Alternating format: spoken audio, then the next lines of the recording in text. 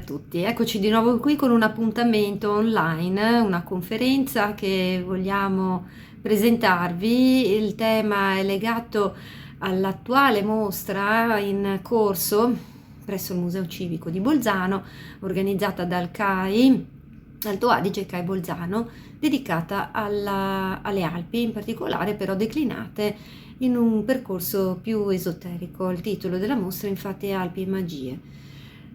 La mostra ci ha ispirato per questa conferenza, come ne faremo anche delle altre successivamente e prossimamente, oltre ad aver così spinto la Biblioteca Provinciale Claudia Augusta ad acquistare dei libri, dei documenti che possono essere utili per approfondire gli argomenti. Il taglio è un taglio letterario e abbiamo con noi oggi ospite Sergio Scartozzi, che ha recentemente concluso un progetto di ricerca, di dottorato di ricerca presso il Dipartimento di Lettere e Filosofia a Trento, dedicandosi proprio a questo argomento. Il titolo di questa conferenza è Il sentimento delle vette, montagna e scienza occulta attraverso Rudatis. Ma non citerà solamente Rudatis, porterà anche altri esempi per indicare come sia, diciamo, stretto il nesso fra montagna e magia. La montagna è sempre stata nell'inconscio dell'uomo un simbolo di un confine, di un limite da superare, e il conflitto con i limiti è insito nell'uomo, nelle domande, nelle proprie ricerche anche interiori. Ricordiamo lo stesso Ulisse che si è mancato di ibris perché voleva appunto superare i confini. E nello stesso tempo anche la montagna non solo rappresenta un confine, un limite, ma anche nell'immaginario rappresenta un luogo inaccessibile e misterioso, come poteva essere per esempio il Monte Olimpo nella religiosità dell'antica Grecia. Non mi dilungo, voglio solamente lasciarvi in compagnia di questo nostro ospite e lasciarvi catturare anche dai suggerimenti di lettura che verranno disseminati nel corso della trattazione, che saranno delle splendide occasioni anche per ritornare a leggere romanzi come La montagna incantata di Thomas Mann e lo stesso Rudatis.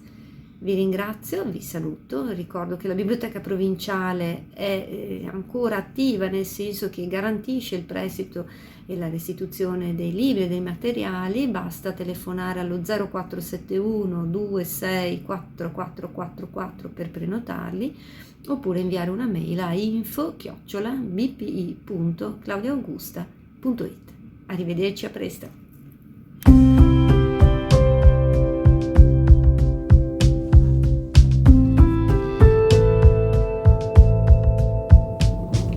Buongiorno a tutti.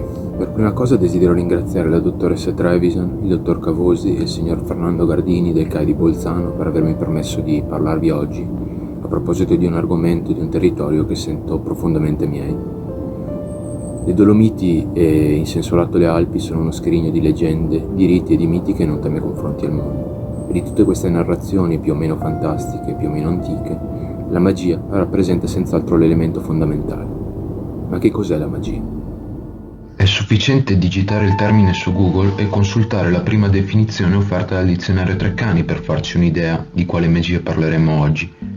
La pratica è la forma di sapere esoterico iniziatico, vale a dire la disciplina che consente al mago di esercitare un controllo pressoché illimitato sulle forze che regolano e che compenetrano il cosmo. Come qualsiasi campo del sapere ha una propria lingua per esprimersi, così la magia si dice attraverso una limitata serie di geroglifici, al cui interno è presente la montagna. Proprio sul simbolo e sul simbolismo magico conviene riflettere prima di dedicarsi alle testimonianze di alcuni esoteristi alpinisti transitati attraverso le nostre magiche montagne. Chiediamoci però, in prima battuta, che cosa vuol dire esoterismo. Etimologicamente esoterico significa qualcosa che è nascosto, che è protetto da segreto. In una prospettiva storica, con esoterismo indichiamo invece una serie di correnti filosofiche, spiritualistiche e religiose nate a partire dal tardo 400 e unite insieme da una serie di caratteristiche che sono l'idea di sacra natura viva, il dogma delle corrispondenze universali, l'importanza dell'immaginazione creatrice e dei mediatori fra il piano terrestre e il piano celeste, l'esperienza della trasmutazione, cioè il passaggio attraverso un rito iniziatico o purificatorio. Queste sono le impronte digitali individuate da Antoine Faivre, forse il massimo studioso dell'argomento, a cui aggiungere i principi o pratiche delle concordanze, e cioè l'esistenza di tracciati mitico-simbolici trasversali alle varie culture ed epoche, e la trasmissione dei saperi esoterici, l'aura catena iniziatica che nell'immaginario comune contraddistingue l'esoterismo, ma che, come vediamo, rappresenta un elemento, nemmeno preponderante, all'interno degli schemi esoterici. Molto potremmo dire sulle mutue influenze fra esoterismo, letteratura e mito. Lo stesso esoterismo si può concepire come il mito della tradizione primordiale e della sapienza segreta, custodita e tramandata da una fidata cerchia di eletti e da essi cifrata sotto la lettera, l'enigma, il simbolo. Eppure in un determinato momento storico alcune correnti esoteriche si sono mosse molto diversamente.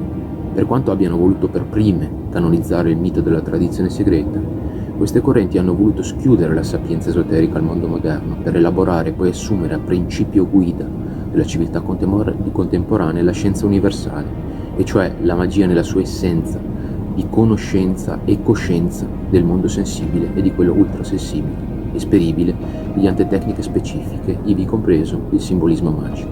Di qui, appunto, le scienze occulte dello spiritismo, della società teosofica, dell'occultismo e dell'antroposofia. Come scrive Rudolf Steiner, uno dei maggiori esoteristi contemporanei, nella sua opera più ambiziosa Die Geheimwissenschaft in Humris, la scienza occulta considera il lavoro dell'anima intorno alla natura come una specie di autoeducazione. Ne deriva che solo unendo il sapere teorico, la preparazione e l'esperienza cosciente, orientata da quanto appreso nello studio e ispirata dalle forze superiori, si possa ambire alla conoscenza assoluta del mondo.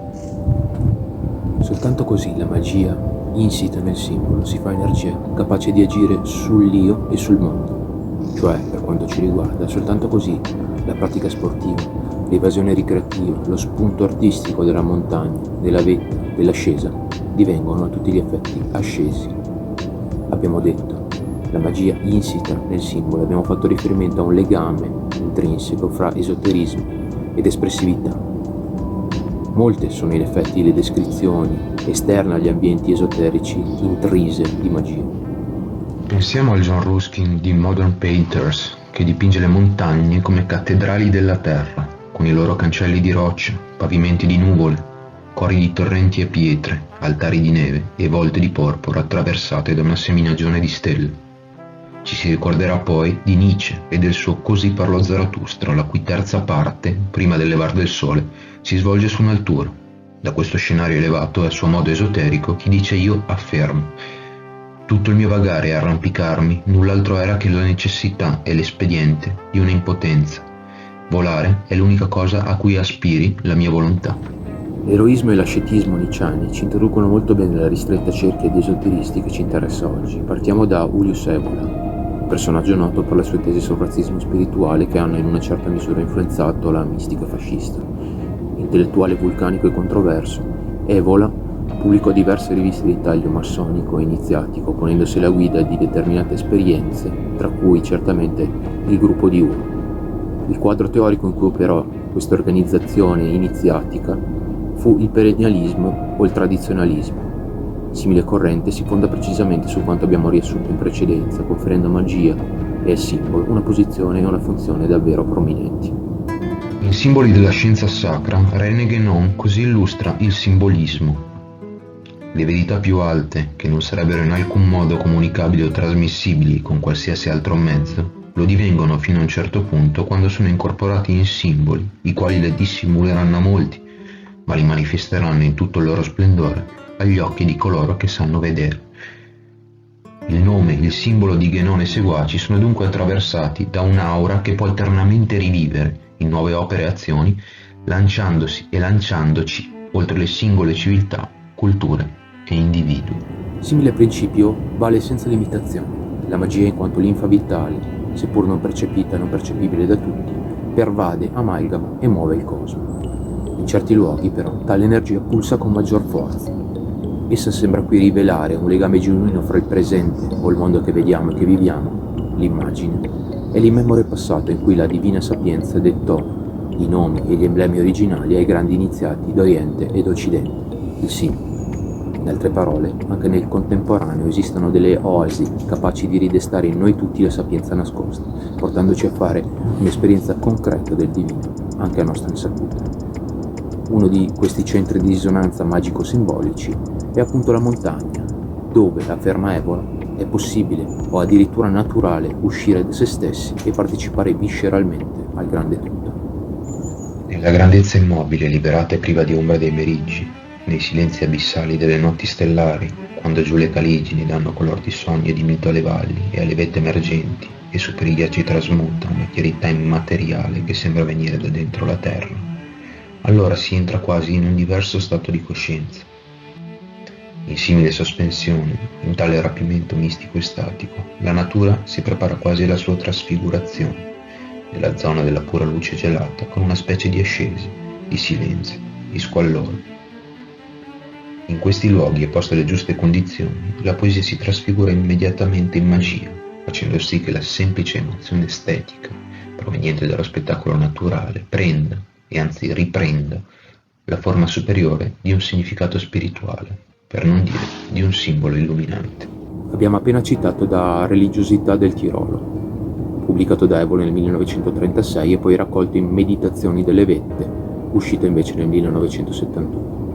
Gli scritti di Evola sono stati una preziosa fonte di ispirazione per un altro esoterista dedicatosi a montagna e magia, Domenico Rudatis. Nato a Venezia nel 1898, Rudatis è stato un personaggio versatile e singolare.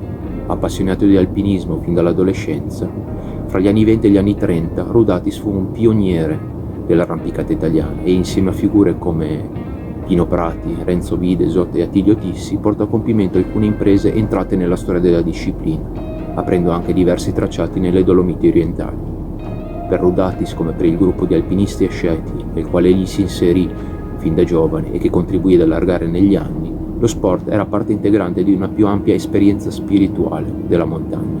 Più precisamente, l'ascesa costituiva la messa in pratica di un innalzamento, di un cambiamento da desiderare, poi da preparare attraverso lo studio della filosofia orientale, della mistica occidentale e del simbolismo universale, quindi da sperimentare nell'atto agonistico, infine da comprendere intimamente nella meditazione che seguiva la conquista del vertice fisico-simbolico. I numerosi scritti composti da Rudatis sulla base delle sue avventure escursionistiche e di ricerca rispettano tutti questo equilibrio fra erudizione, atletismo ed eroismo. Così è nel caso delle Dolomiti orientali, pubblicato nel 1928 da Treves, ed è Lo sport dell'arrampicata, la prima storia dell'arrampicata edita in Italia, che risale al 1930. La concezione magico-esoterica di Rudatis emerge però con maggior forza e con maggior chiarezza da alcuni saggi usciti negli anni 30 per le riviste evoliane Crur e di aroma filosofico e più tardi per gli annuari del Club Accademico Alpino Italiano, tra gli anni 80 e 90 del secolo scorso.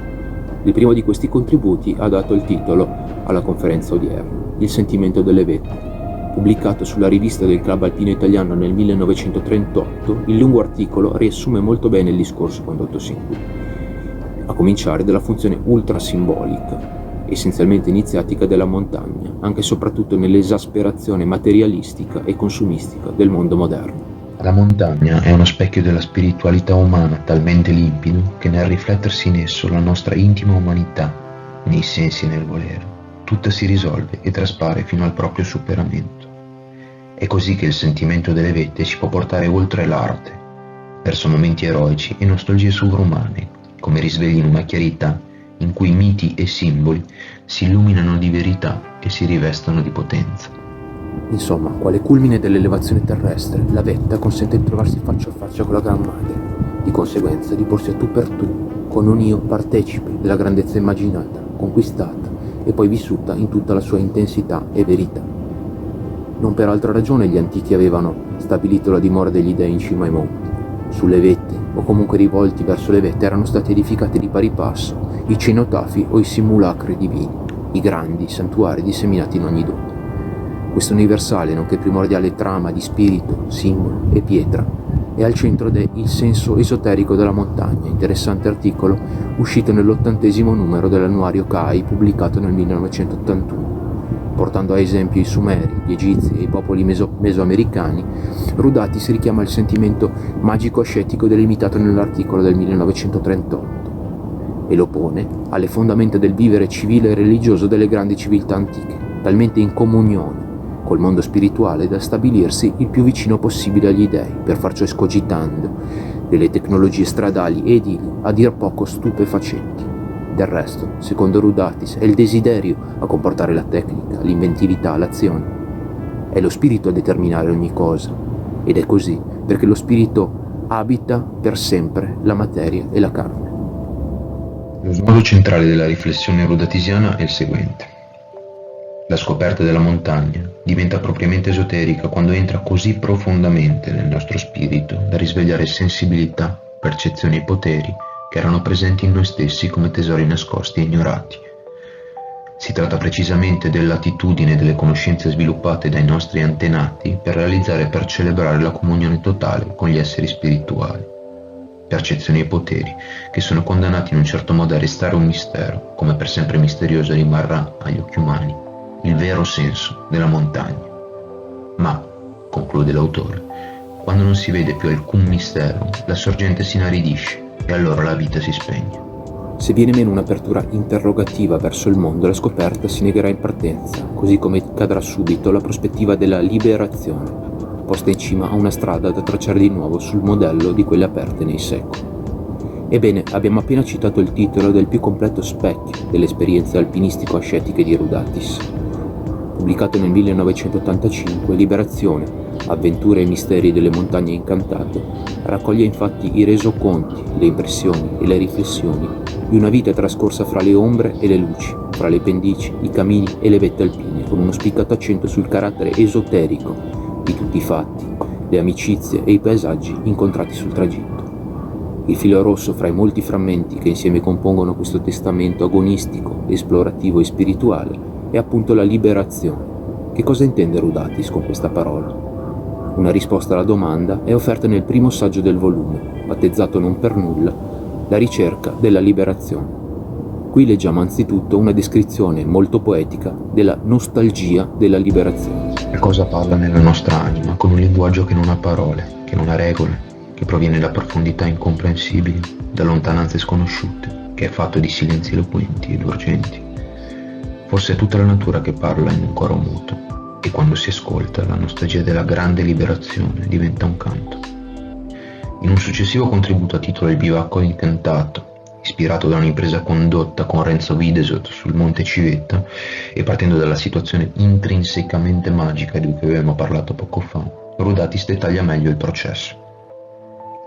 Io amo i bivacchi perché la notte esalta il segreto silenzio e la misteriosa solitudine della montagna, e quando tutto tace all'infuori di noi, tutto parla dentro di noi. L'incontro con la montagna è un sereno incontro con noi stessi, in cui il raccoglimento scopre una nuova comunicazione. La magia esoterica o la forza che favorisce e consente la liberazione, comunicazione intima e autentica con la montagna, non implica incantesimi o metamorfosi, bensì un cambiamento interiore tanto istantaneo e potente da non potersi dire a voce. La liberazione è come una nostalgia indefinita verso una vetta ignota, che è la nostra stessa realtà trascendente. Tale realtà è quindi incomunicabile. Più l'individuo entra in se stesso e va oltre se stesso, meno comunica. La bella citazione da Sulla via della grande liberazione attraverso i millenni, i continenti e le montagne fa il paio con quanto leggiamo in Procedimenti e risultati esoterici sulla via della liberazione.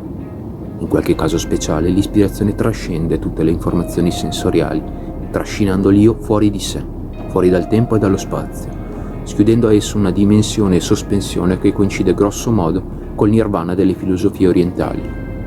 In tutte le cronache raccolte in Liberazione, l'autore ribadisce che le sensazioni e i rapimenti da lui provati non costituiscono un'eccezionalità. La nostalgia, il mistero della liberazione riguardano invece tutti gli uomini che vengono a contatto con la montagna. E proprio perché possibilità universali, queste esperienze sono ogni volta identiche e diverse. Per spiegare meglio il concetto ci rifacciamo a Procedimenti e risultati esoterici sulla via della liberazione.